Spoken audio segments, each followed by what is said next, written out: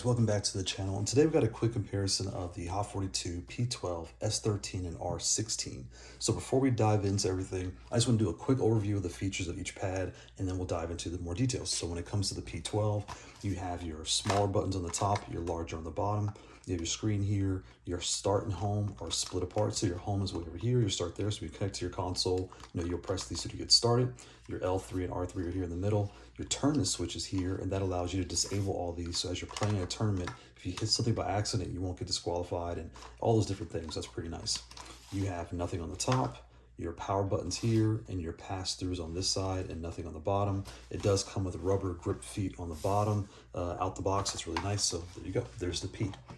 When it comes to the S and the P again are essentially the same device. From if you were in the store looking, what you're really looking at is, do I want to customize my controller and put custom artwork on the front and the back and all those different things? You would consider the S. It's also made out of acrylic, so it feels firmer and sturdier in your hand.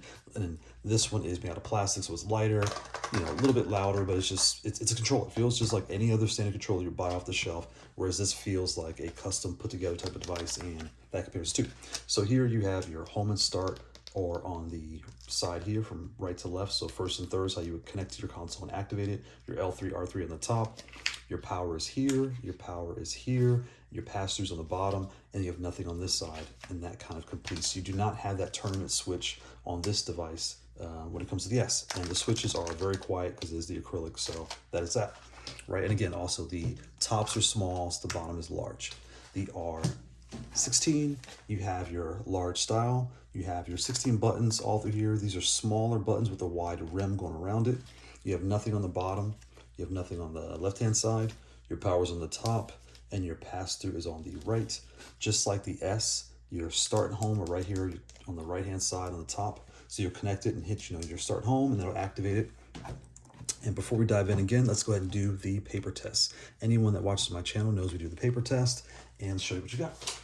So we have the R, we have one paper, and it is roughly one sheet of paper turned sideways with one adapter, and it's shorter by roughly one adapter, right? When it comes to the S and the P, take a piece of paper, just fold it down, right? Fold it in half. If you put that on the S is one adapter shorter than the width, and one adapter not as tall, right? So if I put it this way, you can kind of see there on that side. Here's an adapter here, and roughly an adapter on the bottom as well, okay? When it comes to the P, we put that on top, and the P is essentially half an adapter, not as wide as a piece of paper, and is exactly the height of the piece of paper. So why would you do this? If you're looking at these, you need to put these like this. Put it on a table, put it on your lap, see if your hands fit. This will tell you if this is wide enough and all those different things to fit on your lap and to fit on your desk space. When it comes to the R, this is a half piece of paper sideways plus one adapter. Do you have enough space to play with this on your table? This will fit perfect on your lap, so it's not an issue. But again, is this how big you want to go, or do you want something compact to travel with, or you have smaller hands, or just natural hands? My hands are big. I wear a XXX riding glove, so I use the larger pads so I can fit and play, and they may just want a wider base, right? So let's get these out of the way. So I'm going to take the P off the table and really use the S for the rest of this review, because the P and the S are one and the same. This is kind of their starter product, and this is the polished finish. So let's dive in. So then we have our S pad, right? So the S here is obviously smaller. If I lay this on top, you can see it is noticeably smaller than the R, just as it would be to the T, right? So it's essentially in height, if I spread this wide and this tall, it is as tall as this is wide. When it comes to how far across, right, it's roughly 1.5 across. So I'll kind of put this here, and then when it comes to layout, we have our main button here, which is the larger. This is the same button on the T, so a larger button here. These are all smalls, right? So I kind of line it the best I can. I'll kind of lift this up. You can see how the buttons kind of lay out there.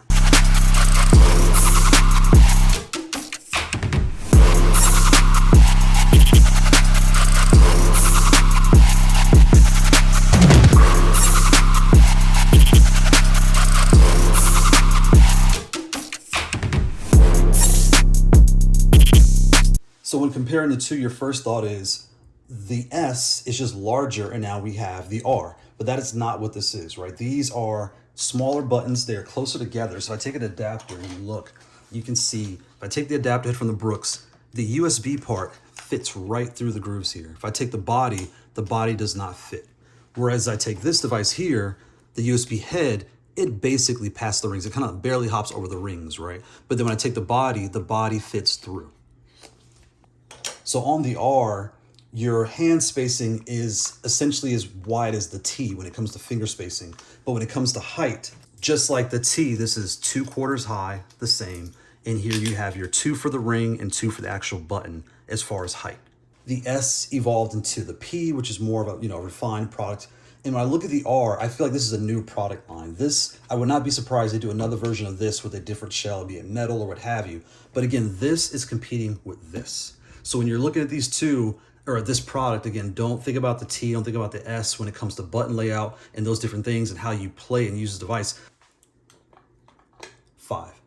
So this is roughly 5 adapters shorter and flatter than your standard box style device.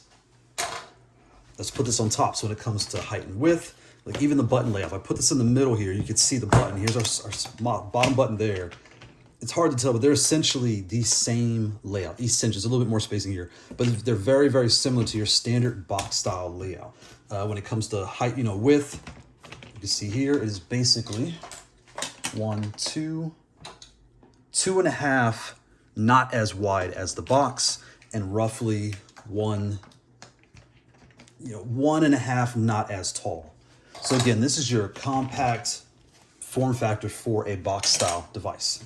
So when it comes to the R16, again, this is a new product in their lineup. You have your small S, you have your larger T, and now you have your button style R, right? So if you're from a box, this is really the audience they're targeting. If you have a box style and you do not want to carry on such a large device, the R is the replacement for that, right? It has the same layout, the same feel, and it's just way lighter, way smaller, and a lot more compact, allowing you to do the same amount of customizations without nearly as much work to get it done. So if you have the larger style and want to make it flatter and lighter, or if you have the flat style and you want to try the button layout, this is a nice blend of both. Then I think you'll like this a lot. And if you're looking for an S wide, I would imagine them possibly making and keeping the S and just adding an S wide, right? Where it's the same as the T shell, just the same button spacing and layout as the S and all the different styles of S. And that would be another product in their lineup, right? So there we go. Thanks for watching.